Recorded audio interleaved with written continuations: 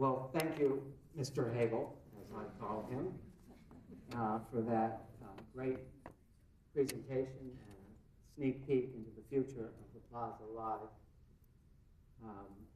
I've worked with Mark every day for what feels like my entire adult professional life, but certainly for the last 3 years, and I can't begin to describe the kind of effort that he has put forth to support the Philharmonic and the Plaza Live renovations. I've never seen anybody work so hard. I'm actually paid for what I do, and it's been a magnificent struggle, daily struggle, and to see and to feel and to learn from him on a daily basis of what he's done has been a great mentorship and a great partnership. And I want you to join me in thanking him once again for what he has done.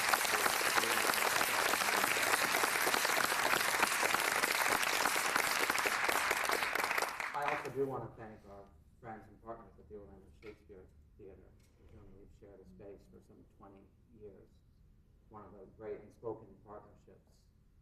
And I want to thank their board and their current executive director, PJ Albert.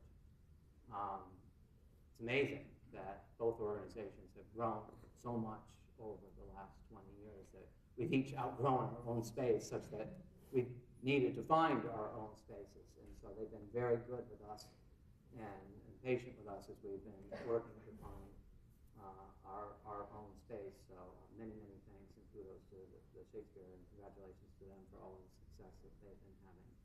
So I actually get to have some fun here tonight and get to talk about something that doesn't always sound like fun, and that's fundraising and the joy of giving and the joy of receiving.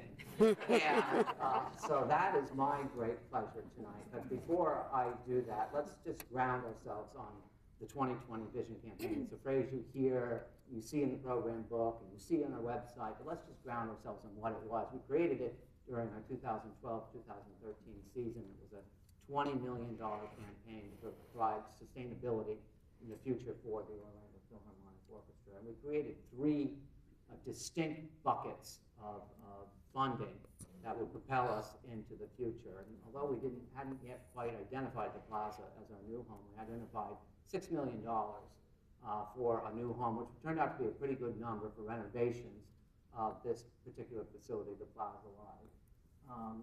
We currently have a little over $4 million in endowment funds for benefiting the Orlando Philharmonic. We have the largest endowment of any cultural institution in Central Florida, but if you ever hear Mark Brewer from the Central Florida Foundation speak, he will tell you that we are the most undercapitalized cultural community practically in the country. And so while we're very proud of our $4 million endowment, it simply isn't sufficient as we move into the future. So we had a goal of adding $6 million to our endowment, or for a $10 million endowment, again, benefiting the future of the Orlando Philharmonic Orchestra. But unusual for a capital campaign, we wanted to keep a bucket for annual fund because I think it's too easy when you're in the throes of a capital campaign to lose sight of the annual fund, to keep the doors open, the lights on, and the musicians paid. And we wanted to make sure, as we were speaking to capital campaign donors, to say that your gift needs to be above and beyond your generous annual fund gifts, that we have to keep this organization fueled on a daily, annual basis. And so we wanted, over 5 years, to be able to raise $8 million in annual funding. And we didn't want to ever lose sight of that as an organization, as individuals, or as donors. And so those were the 3 buckets that we had.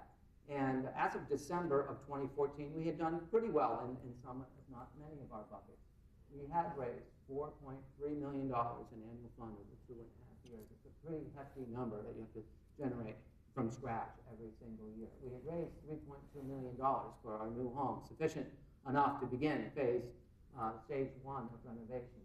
We had only raised $16,000 in endowment. It was sort of the forgotten bucket, if you will. But we were working on it and getting to it. So as of December, we had raised $7.52 million toward our $20 million goal. Certainly we appreciate that success, but knew that we had more to go. And lo and behold, what did we receive? But a $70,000 gift from our friends at the Elizabeth Morse Genius Foundation. It was a challenge grant for our administrative offices. And let me just tell you a little bit about our history with the Genius Foundation. It was not too long after I started here, almost 15 years ago, that we boldly wrote a grant request for $500,000 to the Genius Foundation for our endowment fund. We knew that we were already behind the gun on the endowment. And they came back and said, yes, but we challenge you to raise $500,000 on your own. And in short order, people realized that the endowment was critically important to the future of the Orlando Philharmonic, and we raised $650,000 on our own in endowment. And what did the Genius Foundation do? They matched us dollar for dollar at $650,000. And they had $1.3 million back at the turn of the century, as I like to call it. And so the Genius Foundation has had a long history for us, and I thank them for that initial gift that helped propel the endowment forward. So they offered us a $70,000 match for our administrative offices, and we accepted that challenge, and they gave us through the end of June to match that grant, but that didn't need to happen, no sir. We needed only a few weeks to do it. We received an anonymous gift of $50,000, and we thank Anonymous greatly, but it was Kenneth Murrow who really was in his final days. And as a longtime board member, he was aware of the Genius Foundation match. And I said, well, Kenneth, we have to wait to get the contract from the Genius Foundation. The gifts can only start once we receive the contract from the Genius Foundation. And so I was in contact with Kenneth and with Anne, and finally we received the contract. Finally, I didn't mean to say that, but in the due course, we received the contract from the Genius Foundation. It was something that was plaguing Kenneth, and he quickly made a lead gift of $1,000 to that match. This is, of course, after giving us $500,000 to fund the Kenneth and Ann Hicks Murrow lobby.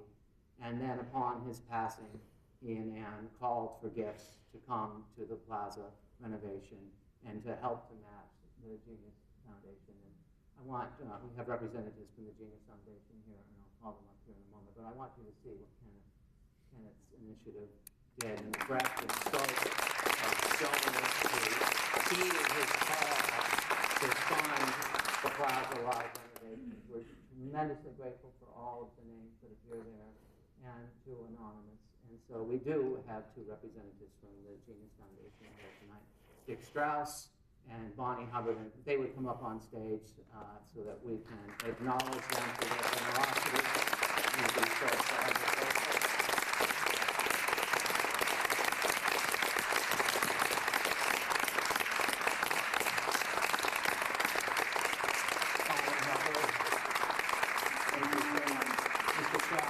Thank you very much. We're very much appreciated here.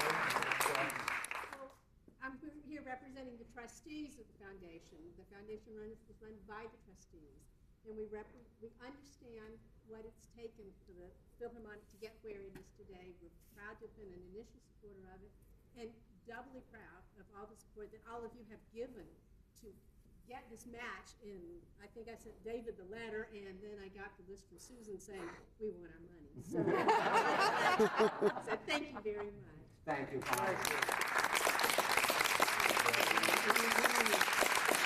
Sorry, there's no flowers here.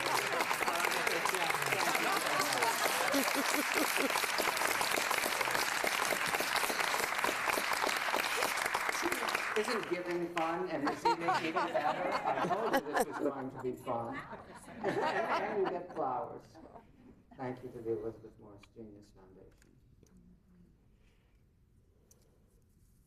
Gifts come out of nowhere sometimes, and they are the great surprise gifts.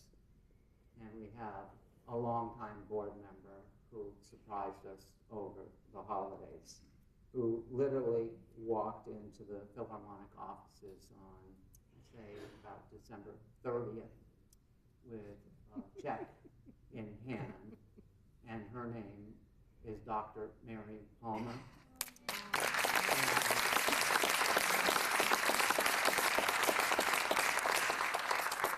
she had a gift of $100,000 for the Orlando Philharmonic.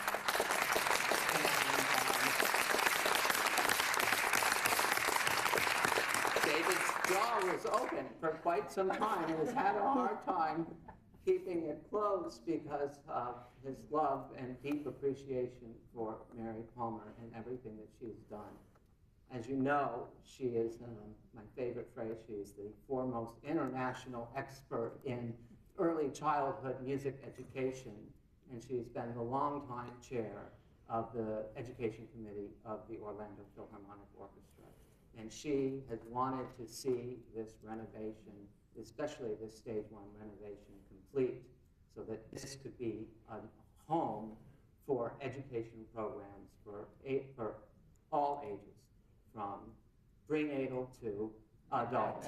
And so she's put her money where her mouth is, and has made a gift to bring these renovations to fruition. And she's been working with our education committee, and she is here to paint a picture of the future of the education programs here at the Plaza. Please welcome to the stage our great friend,